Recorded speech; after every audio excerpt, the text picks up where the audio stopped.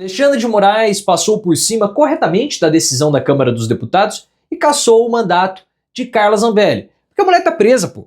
Ela é uma fugitiva da justiça brasileira, tá presa na Itália, condenada por 2 crimes e não tem condições de continuar exercendo o mandato. E por mais que os bolsonaristas queiram fazer confusão comparando o caso de Zambelli com o caso do Glauber Braga, são casos sem comparações. Zambelli está condenada e ela está presa. Inclusive, os bolsonaristas estão querendo aí promover uma confusão, uma crise institucional. Não existe crise institucional. O que existe é o embate recorrente entre os poderes. Só que os bolsonaristas falam que existe crise com o STF, porque como eles não têm bandeiras, não têm pautas, eles precisam falsear essas crises para ficar engajando em rede social. E nessa história toda, o principal derrotado não foi Carla Zambelli, mas sim Hugo Motta. Porque Motta foi traído pelos parlamentares. Ele prometeu ao STF que iria caçar Zambelli, só que ele não conseguiu porque os parlamentares faltaram. Olha só, ele é extremamente parmalatoso com aquele beicinho e com aquele cabelinho implantado dele. Ele deveria fazer um preenchimento aqui na região do código de barra também, do bigode chinês, para evitar fazer aquele beicinho, ou até mesmo uma aplicação de botox, porque toda hora ele fica assim, quando ele tá emburradinho ele fica assim. Esse é o Guinho Motta. Promete, não cumpre e se ferra. Coloque nos comentários o que você achou da decisão do Alexandre de Moraes. Você acredita que existe uma crise entre os poderes ou são embates normais, muito superlativizados pelo bolsonarismo? Hugo Motta foi o principal derrotado com a cassação da Carla Zambelli? Gostou da decisão do Alexandre de Moraes? É claro que você gostou, então você tem que deixar o like no vídeo e se inscrever no canal. Eu vi que tá meio torto aqui. Agora sim, o microfone está corretíssimo. O Alexandre de Moraes determinou que houvesse a cassação da Carla Zambelli. Porque a Zambelli, ela está condenada. Ela não foi condenada somente em um crime, ela foi condenada em 2. Ela foi condenada por invadir os sistemas do CNJ, junto com Walter Delgatti, por colocar um mandado falso de prisão contra o Alexandre de Moraes e por ter perseguido pelas ruas de São Paulo um homem na véspera do segundo turno. Então ela foi condenada por 2 crimes, ela tem 15 anos de prisão.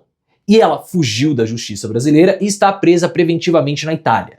A Câmara dos Deputados poupou o mandato de Zambelli para tentar ali provocar o STF com uma reação à determinação do do Gilmar Mendes de blindar os ministros do STF, provocando assim um embate completamente desnecessário. Só que a Zambelli seria cassada de qualquer forma porque ela estouraria por faltas. Só que depois da Câmara ter salvado o mandato da Carla Zambelli, o Alexandre de Moraes viu a decisão e falou assim, olha, não cabe aos deputados deliberarem sobre isso.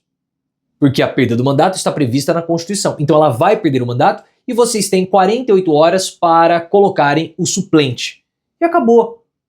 Os bolsonaristas ficaram muito irritados com a decisão do Alexandre de Moraes. E é claro que qualquer coisa que o Alexandre de Moraes falar ou fizer, os bolsonaristas vão para as redes sociais para tentar engajar. Porque nada engaja mais do que o Alexandre de Moraes, já que ele é o grande inimigo dos bolsonaristas, porque o Alexandre de Moraes, na cabeça dos bolsonaristas, é aquela figura que ameaça a existência deles.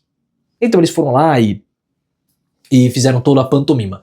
Porém, quem foi mais constrangido foi o Hugo Motta, que quis pautar a cassação da Carla Zambelli sem ter combinado com os líderes. E como ele é um parmalate, ele se lascou. E, pessoal, temos que diferenciar muito os casos da Carla Zambelli com o do Glauber Braga. Porque os bolsonaristas estão fazendo aí uma falsa correlação, que não existe. Glauber Braga, ele foi salvo e teve o mandato suspenso, foi salvo da cassação e teve o mandato suspenso de modo exagerado, porque ele atacou fisicamente um militante do MBL que estava ali o provocando. E Glauber o atacou com um pontapé no glúteo. Deveria ser suspenso? Sim. Cassado? Jamais. É um exagero. A própria Câmara dos Deputados, que não teve condições de caçar o Chiquinho Brazão, iria caçar o Glauber? E Zambelli, Eduardo Bolsonaro e Ramagem seriam punidos por faltas? Então o Glauber perderia o mandato, mas perderia o mandato e ficaria inelegível, e Zambelli perderia o mandato e poderia disputar 2026? Uma situação completamente sem condições. Como eu falei, Zambelli foi condenada em 2 crimes. Ela é uma criminosa. O Glauber não. Então não há paralelo entre os dois.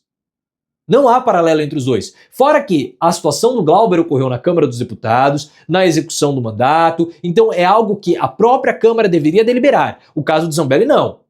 É uma questão que extrapola o poder legislativo. Foi para a Justiça, então foi para o Poder Judiciário. E ela foi condenada. Então, 2 vezes. Então não é uma questão que o Poder Legislativo tem que deliberar. Não é.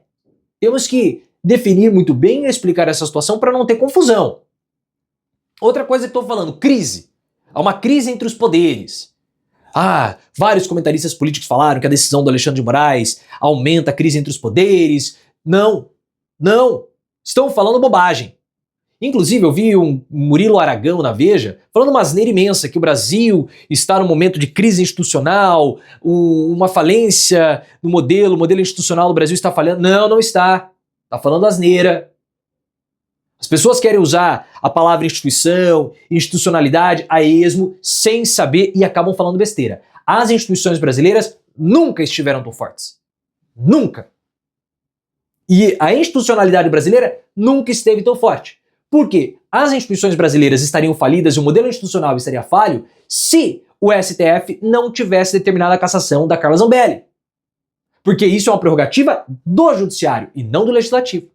Se o Legislativo tivesse salvo a Carla Zambelli, aí sim nós poderíamos falar que há uma crise institucional.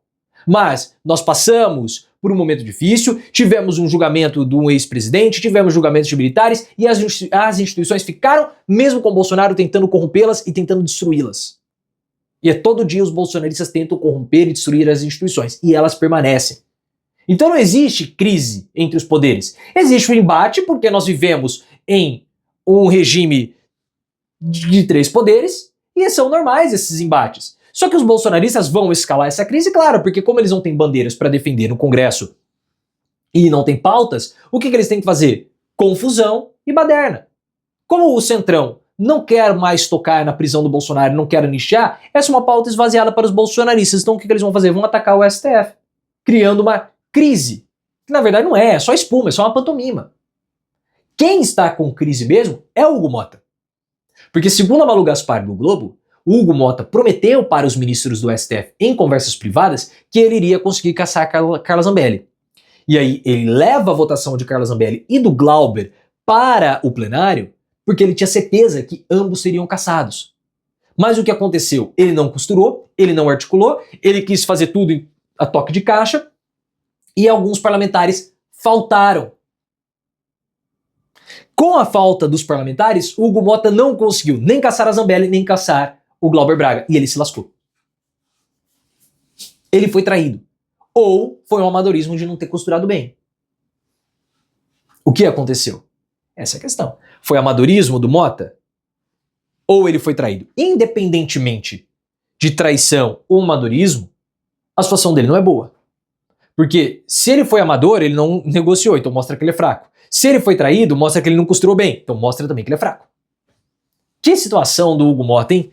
Nossa, que desgosto de ver esse cara atuando politicamente.